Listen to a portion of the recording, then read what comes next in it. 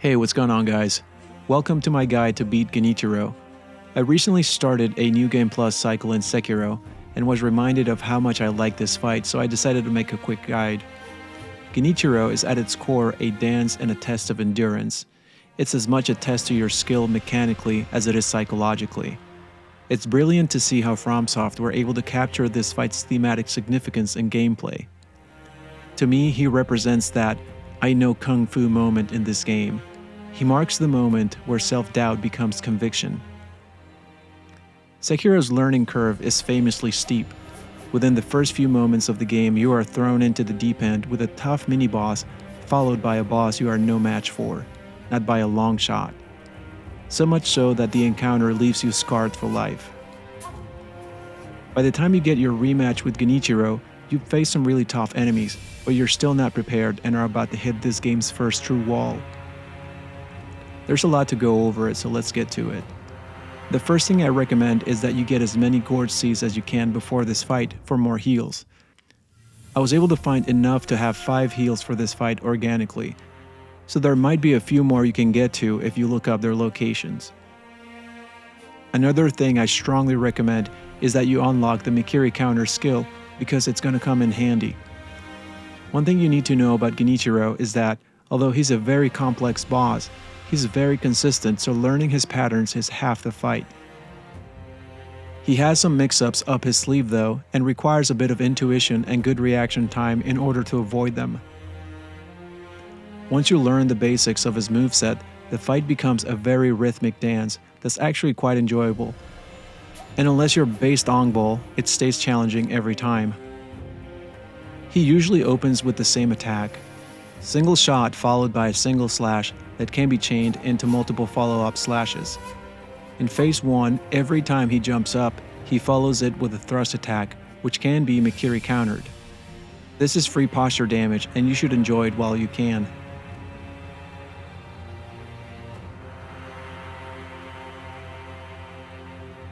One thing you should keep in mind is that during phase 1 he's less aggressive, so you should keep some pressure on him for 2 reasons. One is to bait out attacks because they're easier to react to in phase 1, and 2 is to keep his posture from regenerating.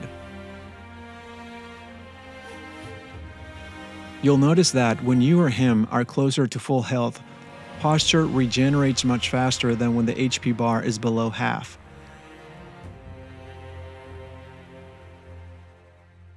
On that note, you should always try to get some distance and block when your posture bar is close to full so that it regenerates faster. This fight is mostly about breaking his posture, as you don't get as many openings for HP damage as you do for posture.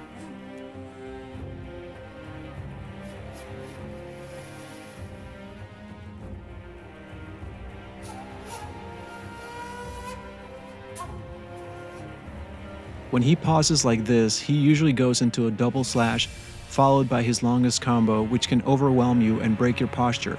But try to deflect as many hits as you can and know that if he does break your posture with the final hit, that is preferable as he won't do a follow-up attack, which means that you basically get to reset your posture for free.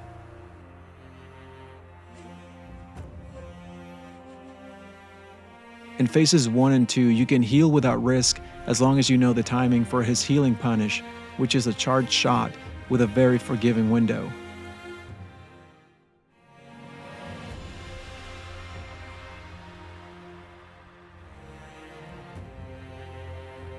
In phase 2, he'll start doing cross slashes after he jumps up, which you cannot Mikiri counter. So it's really important that you pay attention to the starting animations, which are very different for each attack, as you have less than a second to react to them adequately. Try to always stay close to him so you can get a better overhead view of the starting animation. If you're far from him, it's more difficult to see the starting animation, which will then become a 50-50 chance you'll guess correctly how to react.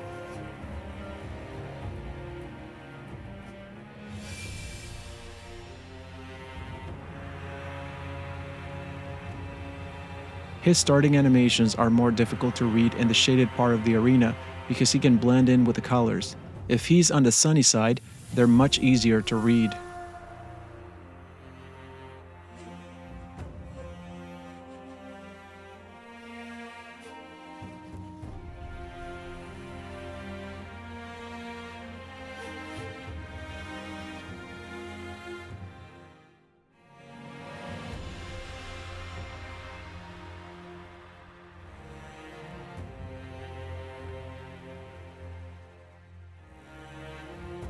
You can also take advantage of the long combo by getting away from it to regenerate posture, since once he starts it, he's locked onto it and has to finish it.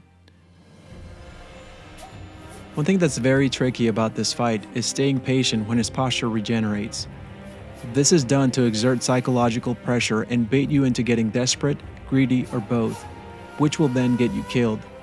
For most people, it's very difficult to see all of their progress literally vanish before their eyes, and because this fight is about posture damage, not HP damage, it has a demoralizing effect that amplifies its overall difficulty.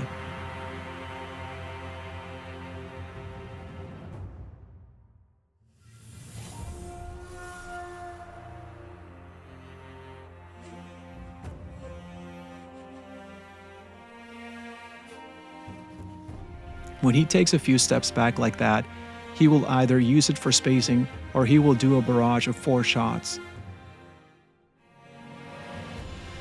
This is the other way he can start the long combo, which is circling around you first.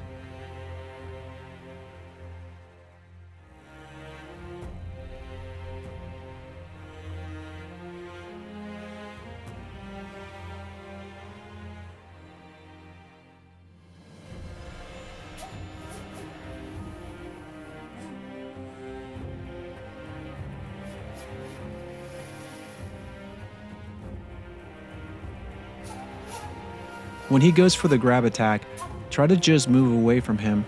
You can punish it by jumping on his head, but it requires precise timing, and if you miss it, he will grab you as you're starting to jump up. Another thing I recommend is trying to heal before phase 3 if you need to, because it's trickier to do so once it starts.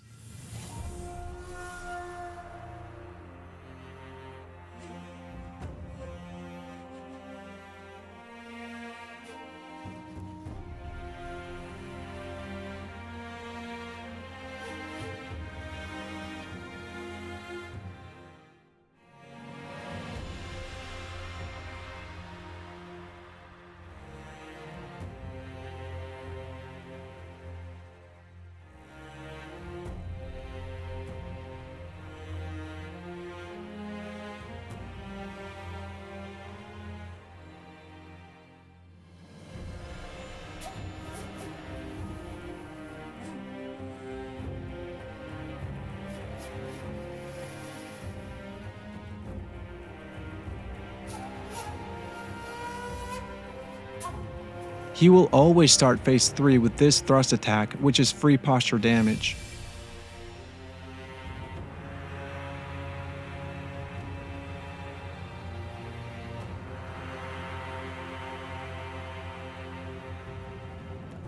This is a very risky heal, but as you can see, if you time it right, you can avoid getting hit.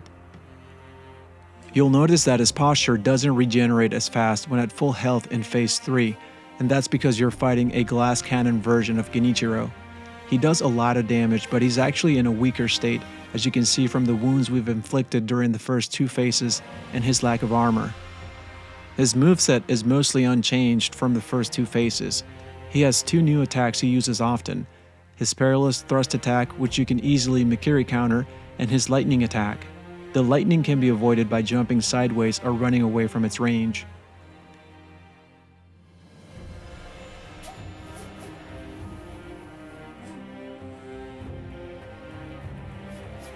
I didn't mean to, but I interrupted his jumping attack with an Ichimonji here, which I didn't know you could, so I learned something new here. Now if you're close to him when he does the lightning attack, you don't want to jump away or try to run from it. You're better off taking some chip damage and jumping up to reflect the lightning back to him with an R1.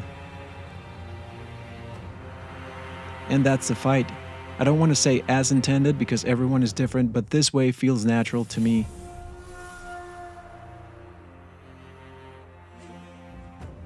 Genichiro remains one of the most iconic bosses FromSoft has ever made in my opinion, and fighting him is always a good challenge. I hope this guide was helpful in your journey through Sekiro. I always appreciate you guys watching and giving feedback if you feel like it. Thank you and see you next time.